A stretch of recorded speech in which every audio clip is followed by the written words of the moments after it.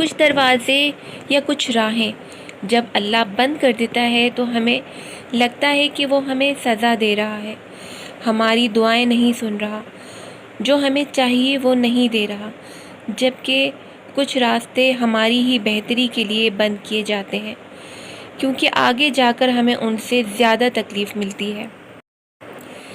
یہ سزا نہیں ہے بلکہ اللہ کی محبت ہے، حفاظت ہے، کیونکہ وہ ہمیں مسلسل تکلیف میں نہیں دیکھ سکتا۔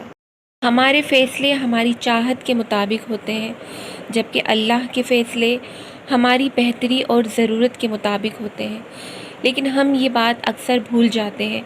وہ سنتا بھی ہے، وہ جانتا بھی ہے، کیونکہ وہ سمیع بھی ہے، وہ بصیر بھی ہے، اور پروردگار عالم ہم سے جتنی محبت کرتا ہے اتنا کوئی بھی ہم سے محبت نہیں کرتا۔